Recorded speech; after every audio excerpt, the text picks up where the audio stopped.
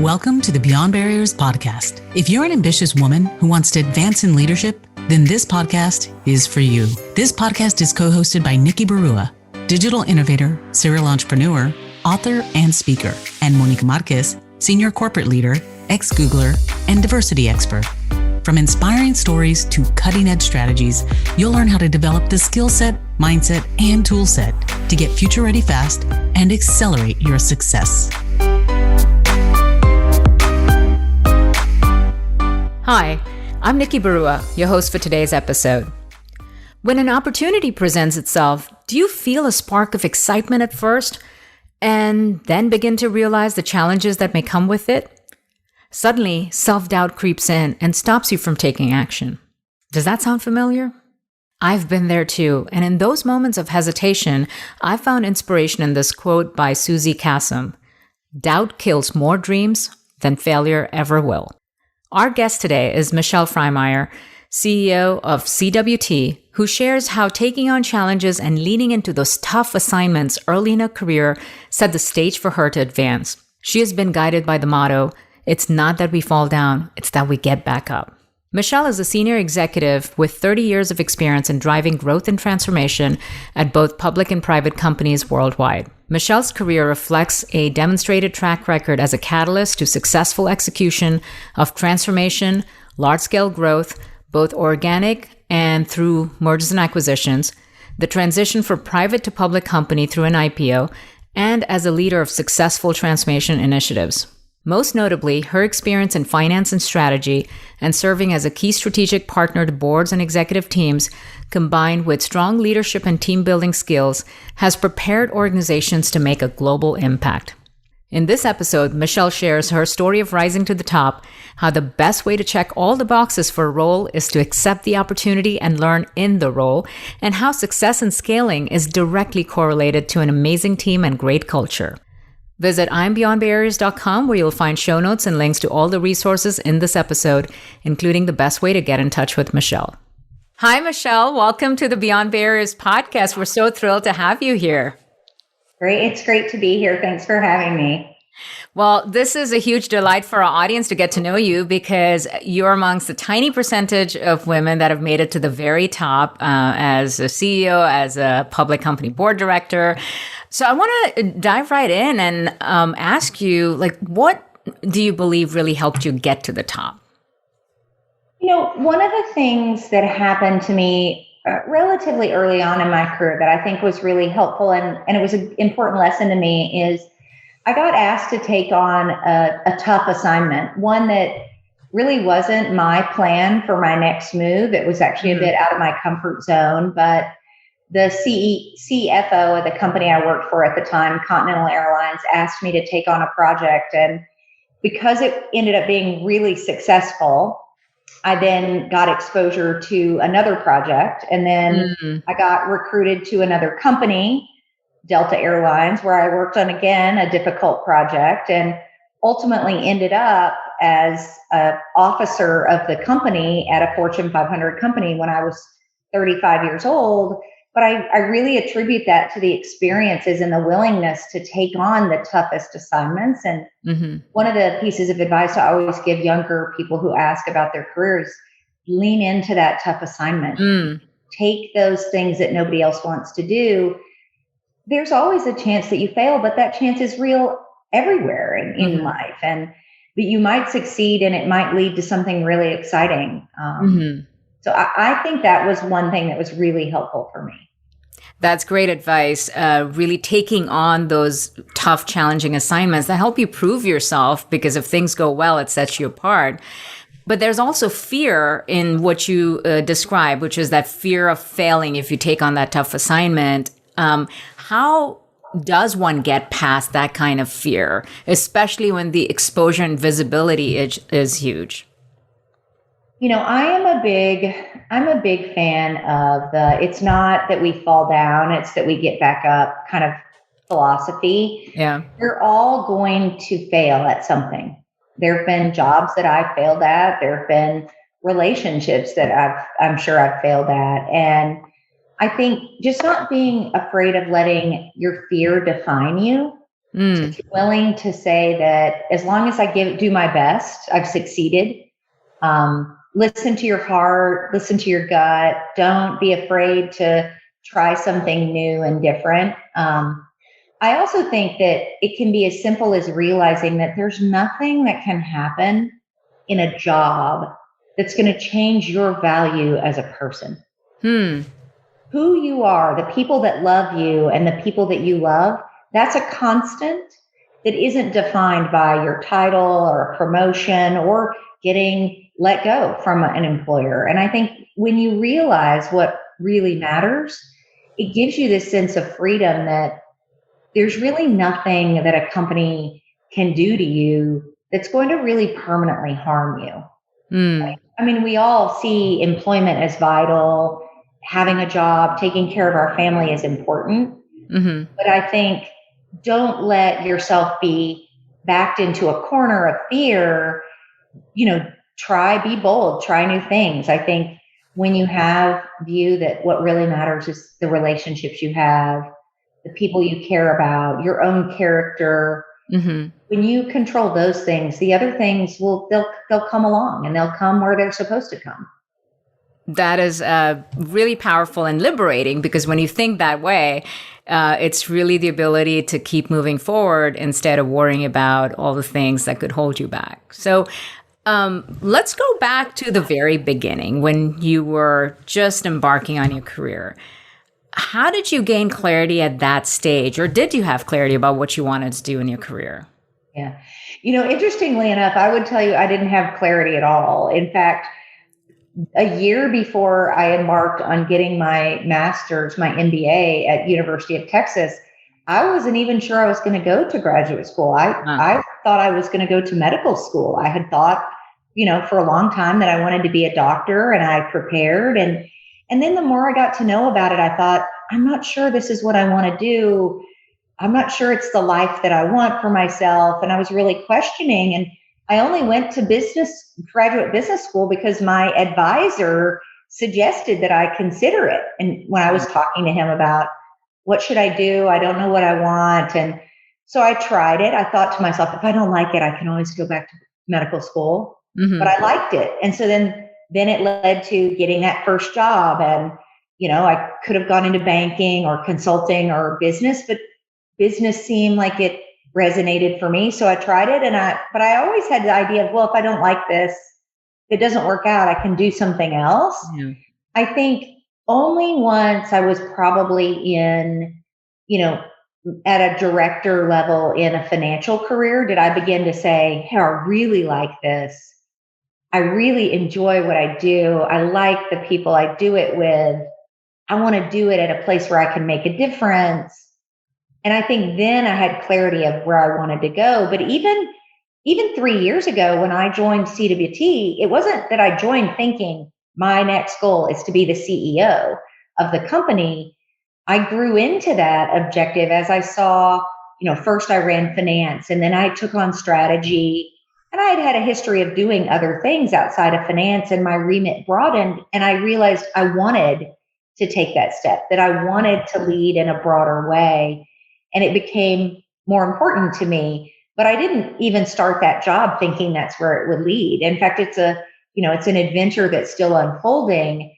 I think for me, what I would tell people is don't be afraid to seize an opportunity. Sometimes things come to you when you're least expecting them. A call from a friend, an old friend, a 20-year-old friend led to me working at CWT, and working with him again and working with the team that we had led me to being the CEO.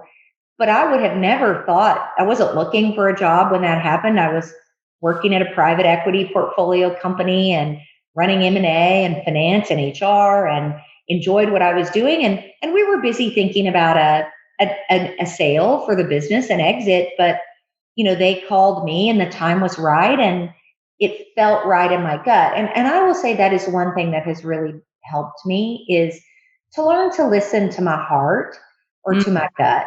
I've learned that the voice in the back of my head, that gut feeling, is really just my way of my brain resolving all the complexity down to what is probably the right decision. Mm-hmm. And it's not that I'm not data driven. I'm a huge proponent of data driven decision making, and I love having data. But I think sometimes you just have to be still and listen to your heart and know that if something resonates for you, then you should go for it.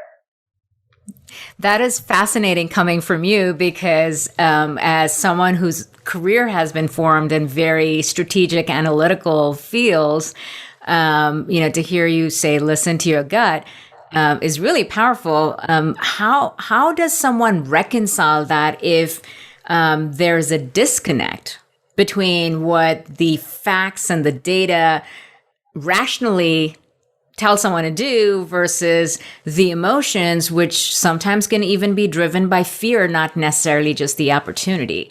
How does someone reconcile that? Well, you know what? It happens all the time. Yeah. You're all the time, especially in a really quantitative field or a highly analytical role like I have had, you all the time get data and its initial view doesn't resonate with your gut instinct. Like something about this doesn't seem right. And I think for me, what has always helped me is I have this insatiable curiosity to continue to peel back the layers until it all makes sense. And so keep kind of digging until like there's more information that connects the dots, because the gut is probably saying something about what's not right. I think that's right. And you look, there are always times where maybe your initial gut instinct isn't right. Mm-hmm. And the data will prove that out, or the experts that you work with, the people around you, they'll have valuable facts. So number one, you have to listen to other people. Right? It really does take a village to make a great decision in a business that's complicated like ours, where we operate in 45 countries. It takes a village of experts to really know what do we do in this part of the world. I think you also have to be willing to connect the dots. And that, for me, that's the part of my job that I love. So my normal, insatiable intellectual curiosity helps me because I'm always saying, say more. I don't understand. Mm-hmm. Explain that to me again. How does what you said here relate to what you said here? And over time, I think you begin to be able to kind of reconcile all the data, all the inputs, and then you'll get comfortable with the right decision. I rarely made a decision that I felt like the data said one thing and it was in a huge disagreement with my gut. Normally, they begin to kind of align as you ask questions and probe and dig deeper. That's a terrific framework to keep in mind of, leveraging your gut as a compass to say, perhaps there's a need for more information. Maybe there's more you need to learn, but using the data to help you get more clarity and eventually reconciling that to have the confidence that you're making the right decision. So speaking of your career path and the decisions you made to go from, looking at a career as a doctor to going down business and finance, one of the things we often hear from a lot of the women that are part of the Beyond Barriers Accelerator, that, as they're looking to their future, they're often looking for total certainty about that future North Star, way out in the future. Mm-hmm. And based on what you've described, you may have a perspective, but sometimes you need to let things unfold. What guidance would you give to someone who's in that position, who's saying, I don't really have clarity on the next 20 years, and so I'm feeling lost in moving forward and taking action today? Mm-hmm. How do they still know that they're heading the right direction? There's two things that I always try to counsel people, particularly I think when you do have a potential to be 20 or 30 more years in your career. The first is you really can't have an effective plan that goes much beyond about half the time that you've worked. So if you've only worked for 5 years, having a 20-year plan is candidly pretty unrealistic. Think about the next 2.5 to 3 years. Mm-hmm. If you've worked for 10 years, think about the next 5 years, right? Always let your planning horizon be complementary to the amount of experience that you have. I've often worked with, really bright, incredibly ambitious and high potential younger executives. So maybe they're in their late 30s, early 40s. And someone will say, I just don't know that they're getting it. And I'll say, listen, maybe the person you're talking to is in their 50s. And I said, think how much you've learned in the last 10 years. They haven't had those 10 years yet. How do we prepare them with experiences? Because experience really does beget wisdom, and being in different experiences gives you more wisdom. And so the other thing I tell people is, do not think of your career as this proverbial ladder. I often say, think of it like a parking garage, and you're searching for that perfect parking place. Yeah. You go up a floor, you wander around on that floor. Maybe you don't find what you're looking for. Maybe you go back down a floor. Maybe you go to the west side of the parking garage. You're ultimately working your way up, but you don't have to think about it as this singular line. It can be a wavy line. It can be a place where you pause in maybe marketing and spend time and decide to yourself, I really want to move to strategy. And then you spend time in strategy, and maybe that takes you to finance. And maybe finance takes you to corporate development. I mean, you do have to think about that. What you're building is a set of skills, a set of experiences to rely on. And the more breadth of experiences you give yourself, the more willing you are to try new things and not necessarily just stick with one thing, the more you'll bring to decisions as an executive, the more perspectives you'll be able to share. I've worked at, 8 or 9 different companies. And so when I'm faced with a situation at our company, I have way we did things at 8 or 9 different places to draw on. And look at, how did we do it at the Fortune 500 airlines that I've worked for? How did we do it at a global hotel company? How did we do it at a small 200-person portfolio company? And all of those experiences inform the way you think about things. And so I think people should think about their career the same way. I love the parking garage analogy. That's fascinating when you think about really developing those skills and finding those perfect spots along the way instead of just a straight line up. How do you connect all of the skills and competencies that you developed through these varied experiences to really get clear about one's superpower and the thing that sets you apart and that you become known for? What is yours, and how did you sort of discover that?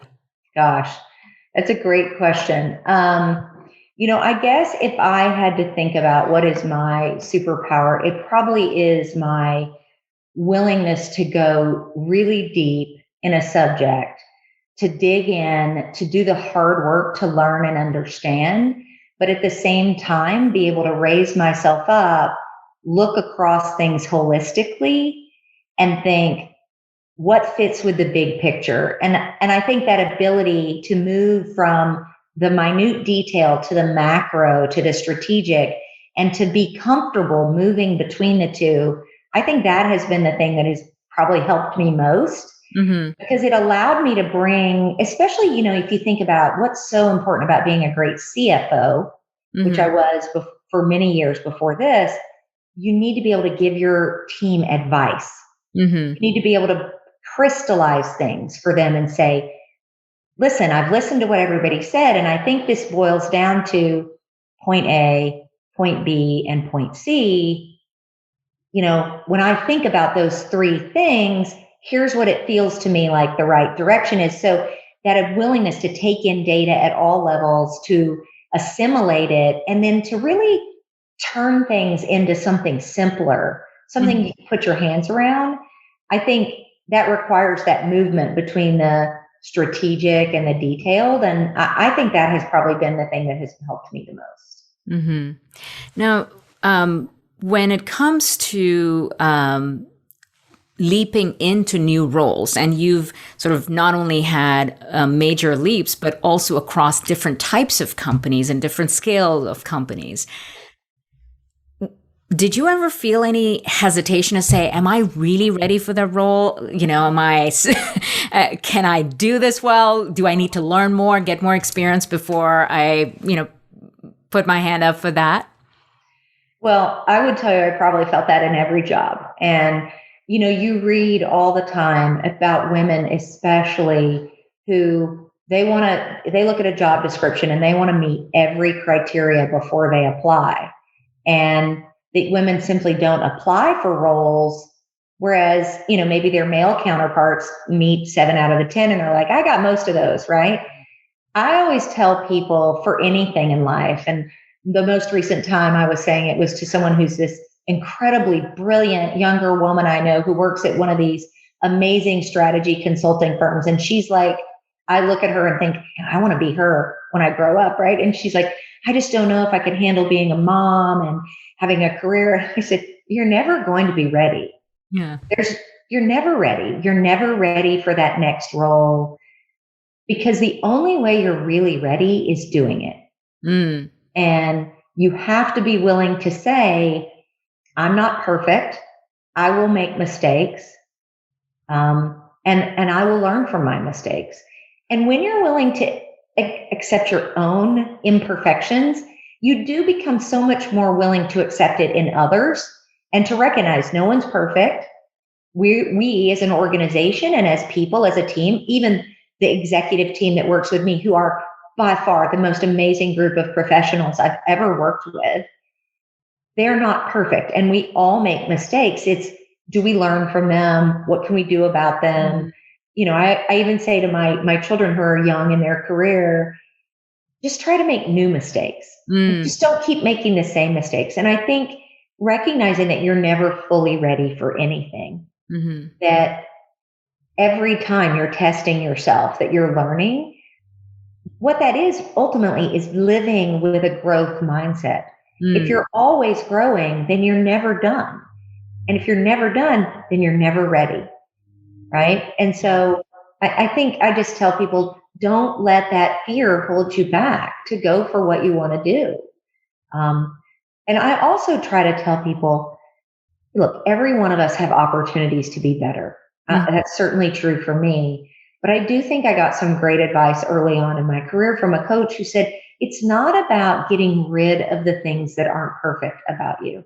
It's about leveraging the things that are really strong and softening the things that maybe are less strong. So lean on your strengths, lean into your strengths, leverage your strengths. For me, if it's my willingness to dig into things, to assimilate data, to connect the dots, I can lean into that. I have to then think about, how do I make sure I bring people along with me, right? How do I ask probing questions? And I've gotten a lot better than that. But if I waited to be good at that, I'd still be in like the third job in my career and I wouldn't have gone anywhere. Right. Yeah. So, Michelle, you said everyone makes mistakes, no matter, how talented, experienced, and how much potential they have. But the impact of that mistake gets exponentially greater depending on the seniority of the role and the scope and scale of what you own. Given the scale of what you run and the kind of the significant budget and risk implications of what you're faced on a daily basis, what has helped you manage at that scale? And what would help in this answer is really, almost a window into what your world looks like as you're juggling so many different things, so many different offices, people around the world, an industry that frankly, right now over the past year has been severely impacted. Outside looking in, for someone like you, how do we get a window into you navigating through all of that risk and uncertainty? I think the thing, it has been tremendously uncertain and it remains uncertain, right? We're 16 months into the most challenging time that I think the travel industry has ever had. And our business, which is a business travel oriented business, is certainly not recovering at the pace that others are. That said, at every turn, I think there have been two things. One, right? What do we think is the right thing to do, but are we making decisions in partnership? So for me, there was always partners to talk to. Even if I ultimately, because of the role I had as a CFO, had to be the one to say, This is where we draw the line. We can't go past here. I had peers that I worked with who were trusted confidants, and I would go to them and talk to them. Ultimately, sometimes unpopular decisions were mine and mine alone, and I had to make them. But I did feel like I always had a community of people to bounce ideas off of and talk to. And so I would say that one window is into the amount of collaborative decision making that goes into really running a big, complex global enterprise. You're always getting feedback and input on issues. Now, sometimes there's disagreement in the room, and it is sometimes my job to say, time out. I hear everything you have to say. I think we've heard enough. This is the decision. And when you have to do that, it's your job to own that and to be willing to take that role. But more often than not, you're really trying to move a group of people toward a collective decision, one that everyone feels good and gets behind. And so I think one of the things that people, they say, oh, it's really lonely at the top. And maybe that's true, but you're always surrounded by people who you can go to and say, what is your view? Tell me your perspective. How are you thinking about it? And that's why having a great team is one of the most important things about doing this job. Right? It is the single most important thing that a CEO does is build and cultivate that team and that culture. Because ultimately, one person can't run a global company that has 15,000 employees in 45 countries. One person can't make all the decisions. That's that would be irrational. It's not possible. What you have to do is build the right team around you. And I think that's one thing. The other thing is just a willingness to say, I know that there are values that are important, and we are not going to move from those values. So for us, that was always being transparent with our employees, doing what's best for them and best for the company, being willing to say, we'd love to be able to do that, but we can't. And the reason we can't is that people aren't traveling. I think, there were absolutely decisions that we had to make that weren't pleasant. They were hard. We are a much leaner organization. We had to streamline our management structure, and that meant saying goodbye to teammates. I think it's all about doing things that still operate within that core set of values. And so, for us, integrity, trust, caring, and making sure that we're always focused on those values being at the center, that's also an important window. If you don't have those, if you don't have them as a North Star, it would be really easy to lose your way, I think. Yeah, those are two very powerful ways of looking at complex decisions, but also knowing that even when they're unpopular, that they're still the right thing to do. But speaking of unpopularity, that is something that the more visible you get in any role, it sort of comes with the territory from somewhere, and oftentimes we hear from women the need to be liked and to belong can be a very dominant need. How have you developed yourself through that to say, as long as you're clear that it's the right thing to do, even if you're disliked or unpopular, to stay the course? How does one develop that conviction? This one is harder because I think for me innately, I moved around a tremendous amount as a young child. So, I went to first grade one place, second grade another, third and fourth grade another, moved to ultimately kind of what I think of as my hometown, Houston, in the fifth grade. But by then, I think I had developed this ability to understand that, I wasn't going to have the same people around me. And so for me, being respected always felt more important than being liked. I never saw myself as someone who was going to be the most popular or, the homecoming queen type. I always felt like doing the right thing and being respected felt important to me. And so I would tell you today, I'm certain that there are people who don't like me and don't like the decisions that we're making. And that, I think you just have to recognize that's going to come with the territory. Mm-hmm. Again, I would go back to maybe what I said earlier. If you remember that doing the right thing and trusting in your heart and, leading with a sense of purpose, everyone may not agree with you and everyone may like it, but they will respect what kind of person you are. Mm-hmm. They will respect that you were honest, that you were forthright, that you treated people with respect, Mm-hmm. that you were kind. And I think those things matter more than being liked. I do think women have a lot of societal pressure of feeling liked.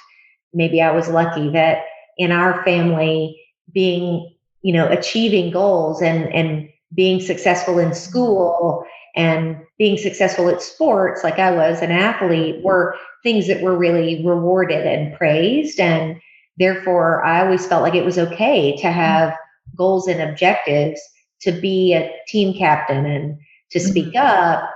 And look, I have learned through my career through difficult circumstances that, there were times where I needed to speak up and maybe I didn't speak up as early as I should have. And, I learned from those and said, I should have spoken up sooner. I should have raised my hand. And I think now I realize that it's absolutely paramount that you stand up for what you believe in.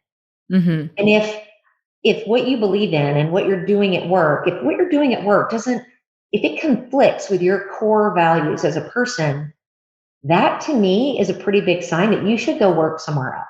Right. And so when I look at opportunities, one of the very first things I look at is who are the people and do they believe in the same things as me? Would they be my people? Mm-hmm. Right? Do they value integrity? Are they people who are going to do the right thing? Are they people who treat other people with respect? To me, that becomes that's the entry to an opportunity. And then you look at, well, do I like what I would do? And do I think I can have an impact and all of that? And I think that has really helped me with that. But I never felt tremendous pressure to be liked. I felt a lot of pressure to succeed and do good work and to be respected. And those are the things that I've tried to focus on. What if you could pinpoint the invisible ceilings limiting your success? Imagine having clarity on your strengths and barriers so you can take action and gain unstoppable momentum to advance as a future-ready leader. Well, that's exactly what the Beyond Barriers quiz will help you discover. You'll get your personalized score based on the 25 essential elements proven to accelerate success in the digital age, so you can understand what's holding you back and where to focus your efforts. The Beyond Barriers quiz is completely free and takes just a few minutes.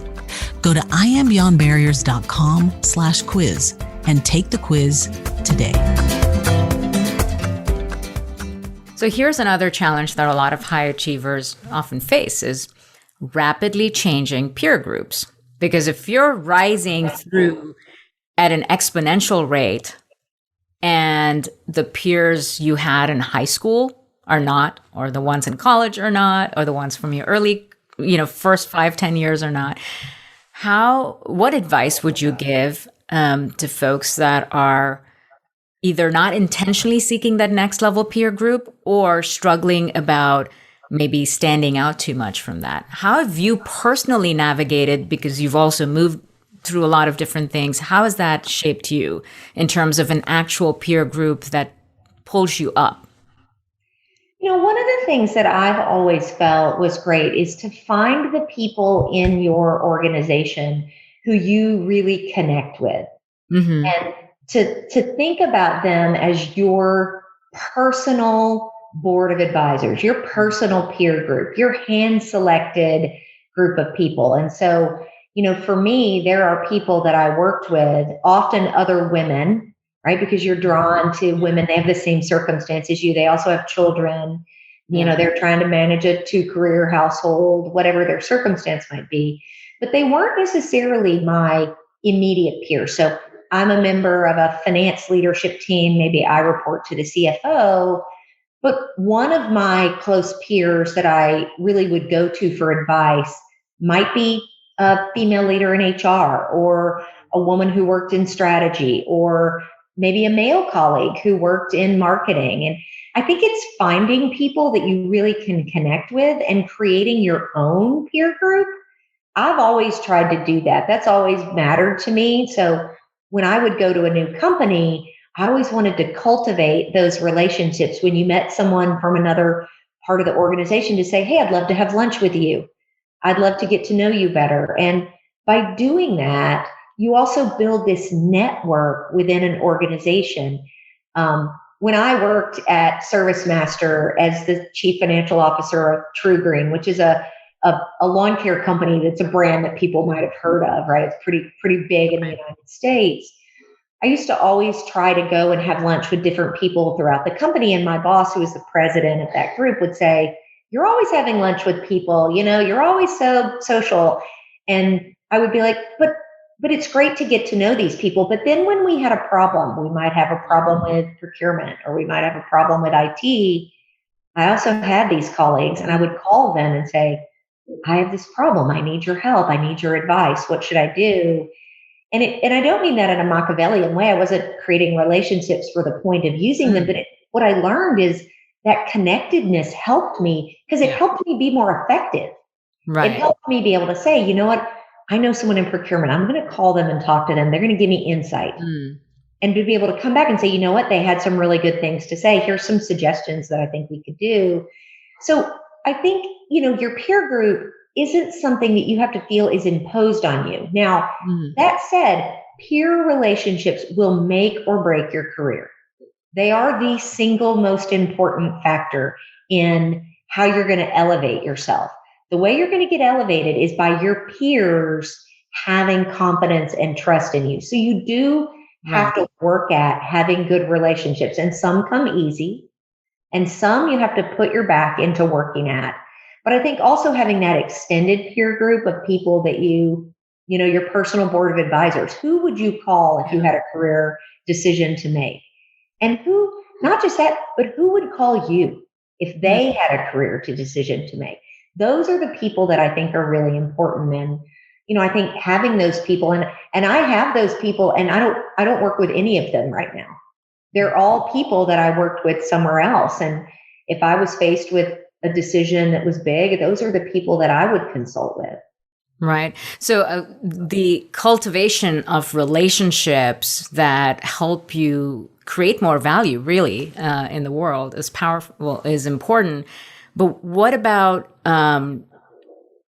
there's only so much time. So how do you allocate the time or invest the time in perhaps past relationships that you might have outgrown? Or do you? And I ask this question specifically because it comes up a lot from, folks in our community about, everyone around me is still people from the past 20 years, not the people that I need to focus on today. I think for me, moving beyond relationships that maybe don't benefit you, that was probably not as hard for me. And maybe, again, I'll relate that to being a young girl and moving around the world and having to always form new friendships, always being new and kind of having to immerse yourself in a new culture. But there are people that you want to hold on to. And I have people that I worked with 20 years ago, some of whom work with me now, who I want to bring with me. I do have people who work on the finance team that are people that worked with me at 3 other companies. Those are important, but there are also people I worked with 20 years ago that I don't talk to, and they're not the same people. And, if you stay in one place, you will become, you do risk, I think, becoming complacent and not growing and developing new relationships and meeting new people. I think it's, it is something to the old adage that you got to keep the best friends you've got and keep them close. But people who don't invest in you, or, maybe only want to invest in you because they think you can connect them to someone, they just have never been my people. And so, I always tell people, network with people, but network to find the people that you find a connection with. And keep those connections. There are people that I have worked with 25 years ago that I've run into again, and I felt connected to them then, and I feel connected to them now. Right. In fact, almost 25 years later, somebody I worked with in my very first job at American Airlines was somebody who I stumbled into because of where my children went to school when we moved back to Dallas. And it was somebody I had felt connected to at the time that hadn't stayed in touch with, but that connection comes back really quickly. Right. So I think being willing to, reconnect with people, but I also think there is only so much time. And, the people that really care about you, people that are invested in you, they're not people you have to talk to every day. Right. They are people that you could go a month without talking to and it should feel like yesterday. Right. And you do need those people. And those are the relationships I think people should invest in. Absolutely. So your career has also revealed this tremendous amount of adaptability and really sort of innovating through different chapters. And you've done that even in your current role. You've disrupted a lot of the traditional approaches, and you're bringing in a new vision, a new way of doing things. What are some of the biggest trends when you look into the future that you're excited about and believe they're the biggest opportunities? Well, to me, one of the biggest things is how every business is becoming a technology business. Right. You used to say, well, there are technology businesses and then there are, other businesses. But now I think every business is a technology business. And the pace and the advancement of kind of the scientific community, the, machine learning and artificial intelligence and, using new technologies to further your business. To me, that's one thing that makes me super excited. And maybe it's because secretly I'm just a big tech geek at heart, but all the ways you can use technology, whether it's automating customer service with chatbots or, figuring out how to use machine learning to drive new algorithms so that your employees can be more productive. To me, I think that trend is only going to get bigger and bigger. If you look back 25 years ago, technology was beginning to cause disruption and beginning to change the way we work. That has only accelerated. I don't see a future where that doesn't continue.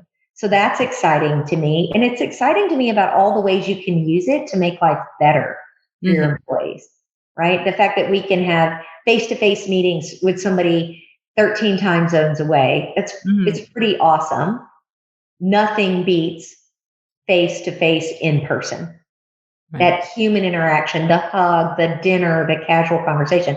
Nothing beats that. But the way technology has helped us expand, I think that. The other thing to me, and the other trend is where we're really beginning as humankind to think about how to value the many diverse faces of the workforce around the world.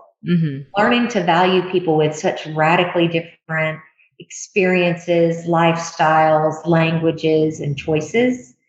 To me, that is another trend that I want to see continued, that growth curve that we're on around fairness and equity and inclusion and making corporate America available to everybody, right? You used to feel like it was definitely sort of the country club for the white male. And now I feel like we've democratized it in a way where it is a place where everyone can be successful.